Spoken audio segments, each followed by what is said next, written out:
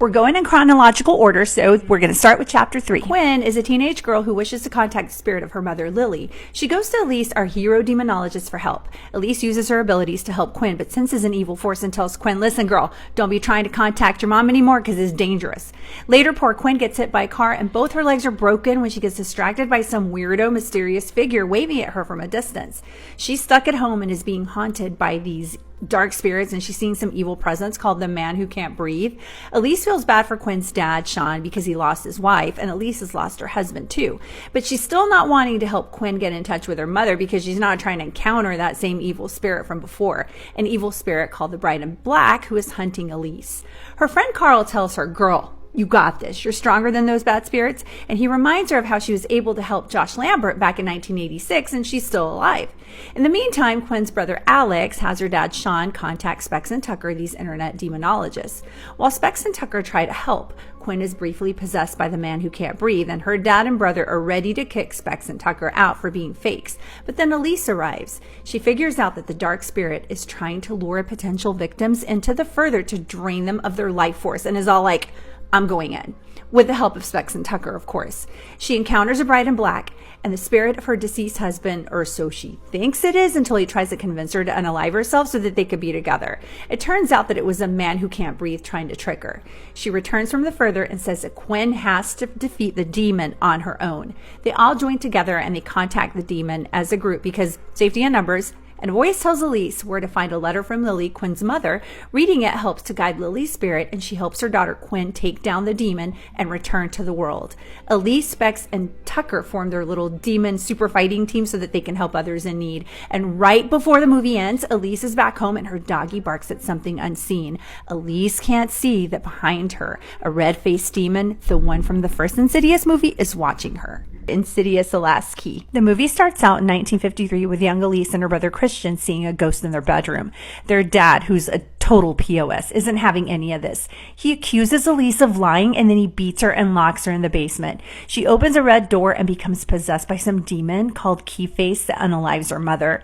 After all this, Elise blames herself and her dad completely loses it after Elise's mom is gone. Finally fed up with her dad's BS, she leaves home and her younger brother Christian behind.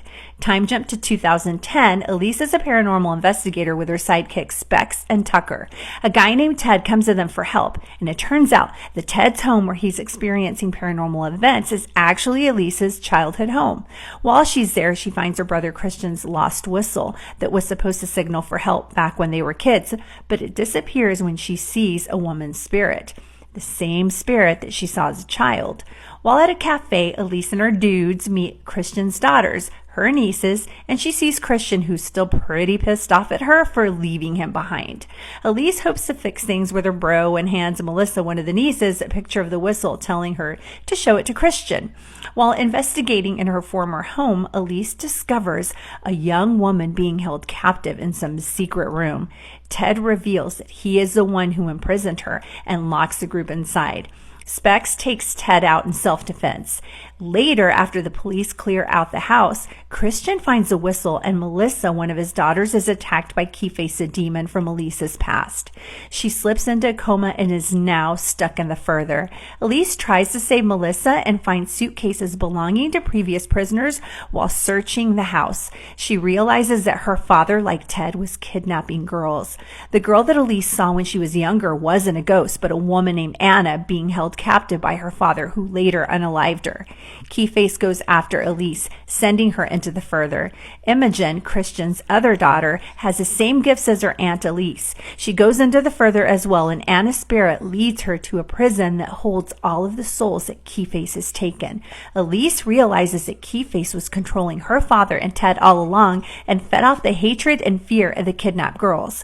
Keyface gets Elise to beat her dad as revenge for being such a POS, but Imogen stops her because her hatred only makes Keyface stronger. Keyface attacks Elise, but Gerald, her father, saves her and gets stabbed, sending his spirit away. Keyface also stabs Melissa, so her physical body starts dying and he tries to possess Elise. She blows Christian's whistle and her mother appears, vanquishing Keyface. They accidentally open the wrong door and see Dalton Lambert from the first Insidious movie. They leave that door open and find Melissa, whose spirit returns to her body, saving her life. Elise makes up with her mother's spirit, and she and Imogen come back to the real world and unite with Melissa and Christian, who forgives Elise. Later, Elise dreams about Dalton Lambert and the red-faced demon from the first Insidious movie, and then wakes up to a phone call from Lorraine about her grandson named Dalton asking for Elise's help. The first Insidious movie. The movie starts off with some creepy old lady standing in the dark while a boy sleeps. Then the movie jumps to Josh and Renee, a married couple with 3 kids, Dalton, Foster, and Baby. They move into a new house. Everything's fine until their oldest son Dalton gets hurt and sees something that terrifies him while investigating in the attic after hearing strange noises upstairs. Josh and Renee are all like, yeah, no more attic adventures. And the next morning, they can't wake Dalton up. He's fallen into some mysterious, unexplained coma. Some time passes while he's in the hospital. He's not getting any better, but Josh and Renee are able to bring him home and care for him there. And that's when shiz gets real. Renee starts hearing strange things. She hears a strange voice through the baby monitor. Foster says Dalton is scaring him and he doesn't like when Dalton walks around at night, even though he's supposed to be in a coma. House alarms go off with no one there. Renee sees a shadowy figure and finds a bloody handprint on Dalton's bed. Josh is all like, yeah, I have to work late and grade papers, trying to avoid this whole thing. But Renee's like, no, you're dealing with this. I'm scared. This is happening. Can we please get the hell out of this house?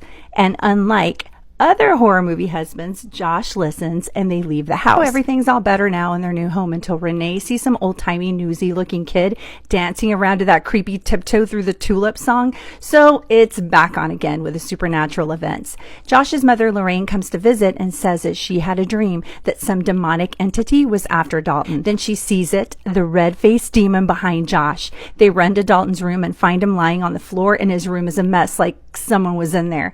Lorraine calls her old friend and our friend, demonologist Elise, for help. Elise's paranormal super fighting team, which includes Specs and Tucker, come over, and Elise sees this red-faced demon on the ceiling. She tells the family that Dalton has a gifted ability to astral project and has been doing it for some time. He's not in a coma, but he's stuck in the Further, a place for the souls of the dead. While Dalton's mental, spiritual presence is separated from his body, the demons take advantage of this and use it as a vessel to travel between worlds. Elise tries to contact Dalton, but is hijacked by the red-faced demon. She says that when Josh was a child, she did the same thing for him to protect him from the demon spirit of an old woman, the same old creepy lady that we saw at the beginning of the movie. Dalton inherited his gift of astral projection from his father, Josh. Elise puts Josh into a trance so that he can go to the Further to bring Dalton back. Josh sees Dalton chained to the floor of the red-faced demon's lair and frees him. They also see the demonic old lady spirit from Josh's childhood, but Josh defeats her and she fades away. Josh and Dalton make it back and all seems well until Elise, sensing that something is off with Josh, takes a photo of him. He reacts angrily and unalives her. Renee finds unalived Elise and looks for Josh, but is shocked to see the picture that Elise took, and it's revealed that Josh was possessed by the old woman demon. The movie ends with Josh coming up behind Renee and telling her, I'm right here. Insidious Chapter 2. The movie starts off with a flashback in 1986 when Elise Rainier is called by Josh's mom to help him because he's being followed by the spirit of the creepy old woman that we learned about in the first movie.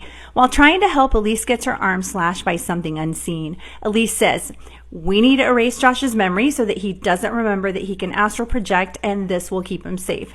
Jump forward 25 years, Josh's wife Renee is being questioned about Elise's unaliving, and police warn her that if they find Josh's fingerprints at the crime scene, he's going down for Elise's unaliving. Josh, Renee, and the kids move in with his mother Lorraine. Here we go again with the creepy stuff. Specs and Tucker, Elise's sidekicks, visit Elise's house, and they find a videotape of a 1986 investigation. When they watch it, they see someone standing behind Josh in the video. Dalton, Renee and Josh's son that was in the coma in the first movie, tells his mom that he's having these nightmares about some old woman in a white dress and that he has heard Josh talk to some unseen figure. Renee gets a call from the police who tell her that the fingerprints that they found at the crime scene did not match Josh's. Renee is attacked by a woman in a white dress, and Josh hears a voice telling him to take out his entire family. Specs and Tucker get the tape enhanced, and they see that the person standing behind young Josh is actually adult Josh. They get into contact with Elise's friend Carl, who tries to get in touch with Elise's spirit. They're told to find answers at some abandoned hospital where Lorraine used to work. Lorraine tells a story of a former patient at the hospital from like 25 years ago named Parker Crane. When she asked the nurse why he was out of bed, the nurse told her that he had jumped from the building and unalived himself the day before. The group goes to the Crane family home, where they find a secret room, and inside they find numerous corpses, a black wedding gown, and newspaper clippings. Parker was a serial killer called the Bride in Black who kidnapped and unalived young women while dressed as a woman in black. Meanwhile, Josh's body starts falling apart and decomposing slowly, and Renee realizes that he's possessed. Lorraine says, "We need to get away from Josh, like right now." Carl, Specs, and Tucker arrive to drug him, but he overpowers them. Carl wakes up in the further, where he finds Elise and the real Josh. Time isn't linear, and Josh is able to communicate with himself as a child to figure out the location of Parker's house in the further. Back in the real world, possessed Josh ambushes Lorraine and Renee. Renee and the kids escape to the basement. Dalton volunteers to go into the further to help his dad. In the further, Josh is in Parker's house, and he sees that his mother, a woman in a white dress, is abusive to him and forces him to act like a girl. Parker was driven by his mother's spirit when he unalived his victims. Elise saves Josh and appears to destroy Parker's mother's spirit. This stops the possessed Josh from taking out his family in the real world. Parker's ghost disappears. Carl and Josh escape, and Dalton leads them back to the living world.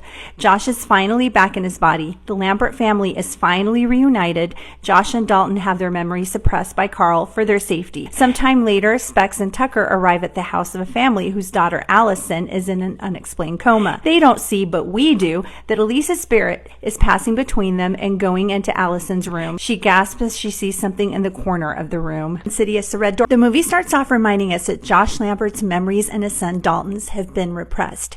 His mother has just passed away. He's also divorced from Renee and has a strained relationship with the kids because the ordeal that they went through before has really taken a toll. And what sucks about this whole thing is that Josh doesn't even really know this. He just knows that something is not right with him, but he can't figure out what it is and why. Things are especially tense between him and his son Dalton, and Renee offers for him to drive Dalton to college so that they can hopefully bond again. Josh declines, but later changes his mind. The trip does not go well at all, and they end up in a hurtful argument. As Dalton gets settled at school, he meets and becomes friends with Chris, who's just like this cute, witty girl that brings a little comic relief to this whole thing. Dalton goes to his first class, and his professor is intense. She has him create a work of art that comes from within, and for that, she has him concentrate, open up, and feel as she counts down, kind of like hypnotizing them, and to me, really undoing the whole mental suppression deal. Dalton draws a picture of the red door used to enter the further. Josh, while at the doctor's trying to find out what's wrong with him, gets an MRI and goes through countdown before going in, which pretty much undoes his memory suppression, much like Dalton in his art class. He starts seeing the spirit of a man who he later discovers is his father, Ben Burton, which is strange because Josh always believed that his dad walked out on his family. Dalton goes to a frat party with Chris where he sees a ghost of a student who died there. Later, he accidentally goes into the further and tells Chris about his out-of-body experience. She looks into it and tells Dalton that what he's doing is called astral projection. Then we get a nice little tie-in when she shows Dalton an explanation YouTube video about it, and it ends up being Specs and Tucker's video. He also sees a clip of Elise Rainier talking about that in the further. Specs, Tucker, and Elise are the ones who helped bring Dalton back from the further when he was a little kid, but he doesn't remember that. Dalton tries to astral project again with Chris as a lookout, but it all goes sideways when Chris is attacked by the red-faced demon from Dalton's childhood. After that, Chris is like, "I'm out. Not doing this anymore, and you shouldn't either." Dalton talks to his brother Foster, who tells him about this dream that he used to have of someone trying to unalive them. This kind of jogs Dalton's memory, and he finishes his painting, which shows a possessed, murdery Josh in front of the red door. Upset and distraught, Dalton is pulled into the further to when Josh attacked their family in the basement. He tries to stop Josh from unaliving his younger self and ends up back in the red-faced demon's lair. Josh does some research on his father and finds that he took his own life. After talking to Renee, she spills everything that happened years ago and how it pretty much destroyed their marriage and family. And she and Josh's mom had to lie to everyone to protect them all. She also reveals that Josh's dad had the ability to astral project also, but he thought he was mentally ill. Foster then shows them a photo of Dalton's painting that he texted, and they realize that Dalton is in danger. So here Josh goes again, venturing into the further to go get Dalton, this time with Renee's help. Dalton is trapped and the demon possesses his body and tries to take out Chris, but is stopped when Josh finds and frees Dalton. The demon chases him through the red door, and Josh tells Dalton to go and that he'll stay behind to keep it shut. Dalton returns to his body and paints over the red door painting with black, sealing the door and the further for good. Ben, Josh's dad, appears and guides him back to the living world. Now that all is well, Renee invites Josh to have dinner with her and the kids later that week, which hopefully means that they're getting back together. As he leaves, Elisa's spirit comes to him, and she tells him that he has a bright future ahead of him. Josh goes to Dalton's school, they make up, and Dalton gives him a painting of Josh carrying Dalton as a child out of the further. There's also a post-credit scene that shows the light above the sealed red door flicker.